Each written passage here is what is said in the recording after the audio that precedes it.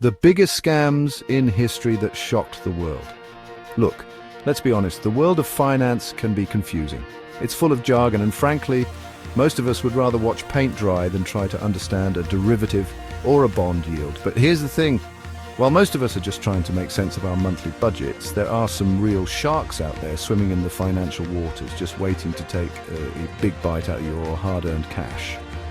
From multi-billion-dollar Ponzi schemes to bizarre speculative bubbles, history has seen its fair share of frauds that left people stunned and bankrupt. In today's video, we'll explore the biggest scams in history, how they fooled millions, what went wrong, and what lessons we can learn from them. So, buckle up, because we're about to dive into the murky depths of financial fraud, and trust me, some of these stories are wilder than anything you'll see on Wall Street. Charles Ponzi, the OG scammer and his not-so-brilliant scheme. Let's kick things off with the man who wrote the book on pyramid schemes, Charles Ponzi. Ponzi promised a 50% return on investments in just 45 days. 50% in 45 days. People lined up practically begging him to take their money. Ponzi was a master manipulator. He used money from new investors to pay off older investors. At its peak, Ponzi was raking in $250,000 a day. But the party eventually had to end. The whole house of cards came crashing down, leaving thousands of investors financially ruined. Bernie Madoff, the wolf of Wall Street who wasn't. In 2008, the global economy had a collective meltdown. Amidst the chaos, one man stood out for all the wrong reasons: Bernie Madoff.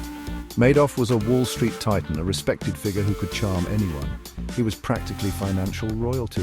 Madoff ran an investment firm for the elite, celebrities, hedge funds, even charities.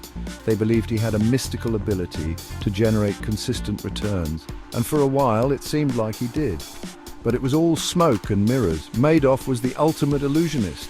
Behind the facade, Madoff was running a Ponzi scheme so audacious it made Charles Ponzi look like an amateur. We're talking about a $65 billion fraud. That's billion with a B. He had the perfect cover, a legitimate-looking investment firm. Madoff cultivated an aura of exclusivity. He made investors feel part of an exclusive club with a secret strategy. But there was no secret strategy. Madoff wasn't investing their money at all. When the financial crisis hit, investors demanded their money back. But the money was gone, leaving behind shattered lives and financial ruin. Chapter 3. All right, let's move on from the world of high finance to the sunny, optimistic world of Silicon Valley, where every other startup claims to be the next big thing, the next Google, the next Apple.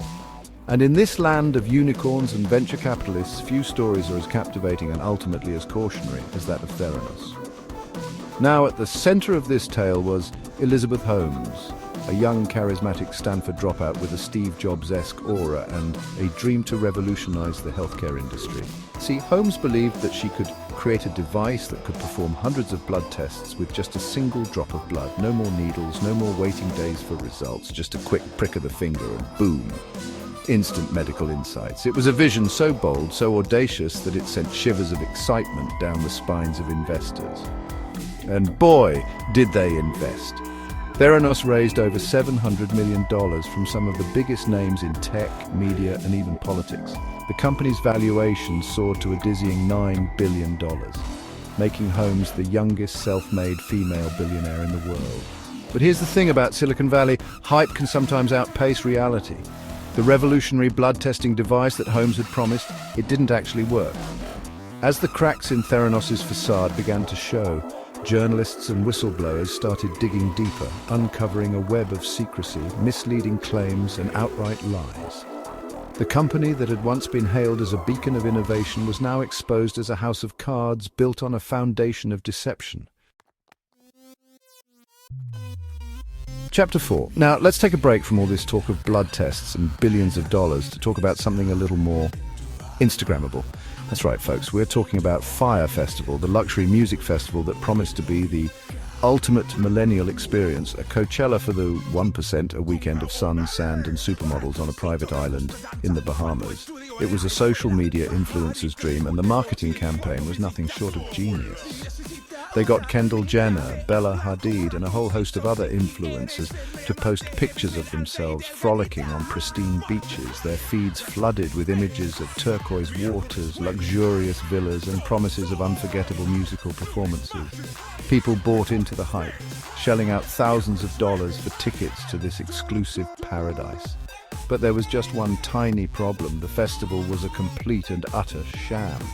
Instead of the promised luxury villas, festival goers arrived to find disaster relief tents, more suitable for a hurricane evacuation than a music festival. The gourmet meals? Try soggy cheese sandwiches. Outro. So, there you have it, folks. A whirlwind tour of some of history's most audacious and outrageous scams. From the streets of Boston to the gilded towers of Wall Street, from the tech haven of Silicon Valley to a deserted island in the Bahamas, these stories teach us an important lesson. If something seems too good to be true, it probably is. Whether it's quick returns on investments or groundbreaking technology, it's always worth doing your homework and questioning the hype. Don't be blinded by the promise of easy money or seduced by the allure of exclusivity. Which of these scams shocked you the most? Let us know in the comments below, and don't forget to like, share and subscribe for more fascinating stories from history and beyond. Thanks for watching.